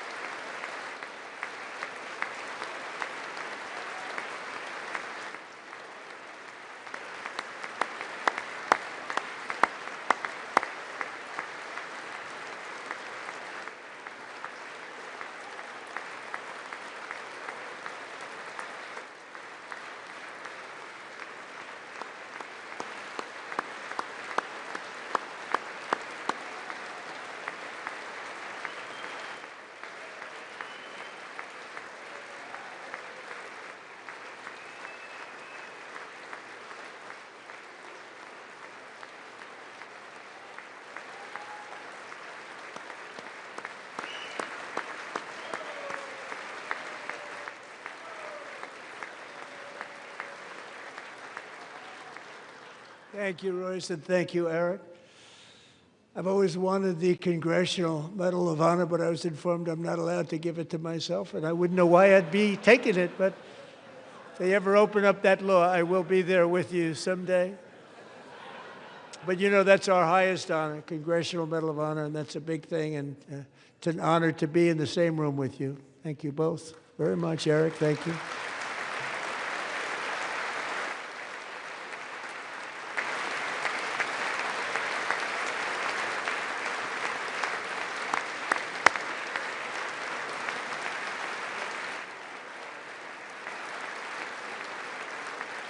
Thank you. 250 years is a long time in the life of a nation, but in another sense, it's really a mere moment in the eye of history. 2 of the gentlemen we met in the gallery this evening took their first breaths 1 century ago, 100 years before that, on July 4th, 1826, the author of the Declaration of Independence, brilliant, Thomas Jefferson, drew his last breath. Just a single long human lifespan separates the giants who declared and won our independence from the heroes who stand among us tonight. Everything our nation has done, everything we have achieved, has been the work of those few great lifetimes. In those brief chapters, Americans built this nation from 13 humble colonies into the pinnacle of human civilization and human freedom, the strongest, wealthiest, most powerful, most successful nation in all of history. Americans ventured out across the daunting and dangerous continent. We carved paths through an unforgiving wilderness, settled a boundless frontier, and tamed the beautiful but very, very dangerous Wild West. From empty marshes and wide open plains, we raised up the world's greatest cities. Together we mastered the world's mightiest industries and shattered history's monstrous tyrannies. And we liberated millions from the chains of fascism, communism, oppression, and terror. Americans lifted humanity into the skies on the wings of aluminum and steel. And then we launched mankind into the stars on rockets powered by sheer American will and unyielding American pride. We wired the globe with our ingenuity. We captivated the planet with American culture. And now we are pioneering the next great American breakthroughs that will change the entire world. All of this and so much more is the enduring legacy, unmatched glory of the hard-working patriots who built and defended this country and who still carry the hopes and freedoms on all of humanity's backs. For years they were forgotten, betrayed, and cast aside. But that great betrayal is over, and they will never be forgotten again. Because when the world needs courage, daring, vision, and inspiration, it is still turning to America. And when God needs a nation to work his miracles, he knows exactly who to ask. There is no challenge Americans cannot overcome, no frontier too vast for us to conquer, no dream too bold for us to chase, no horizon too distant for us to claim.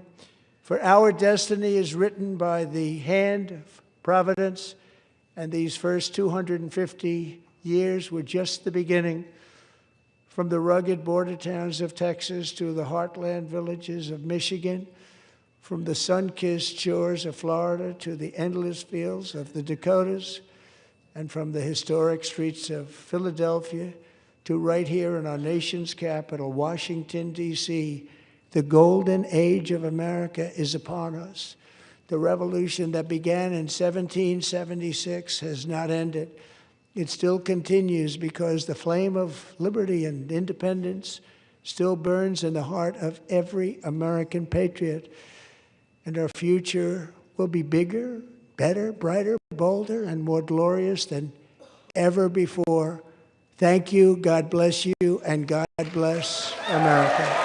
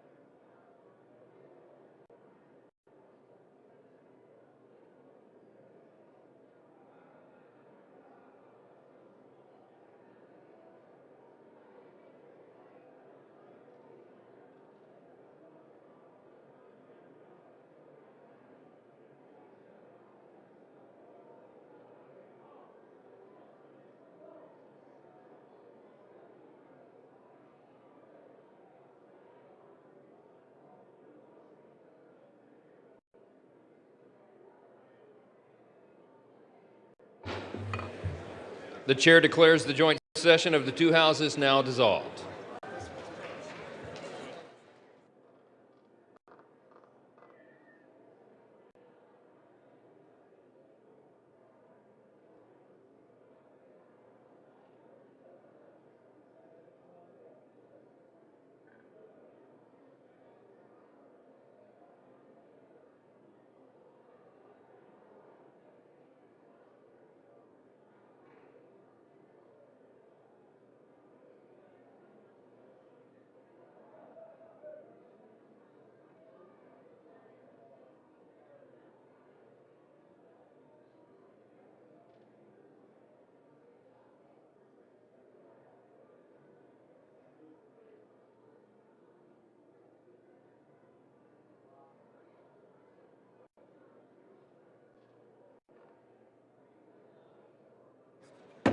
The House will come to order. For what purpose does the gentleman from Louisiana seek recognition? Mr. Speaker, I move that the message of the President be referred to the Committee of the Whole on the State of the Union and be ordered printed. Without objection. Does the gentleman from Louisiana have a motion? Mr. Speaker, I also move that the House stand adjourned. The question is on the motion to adjourn. Those in favor say aye. Those opposed, no. The ayes have it. The motion is agreed to. Accordingly, the House stands adjourned until 9 a.m. tomorrow.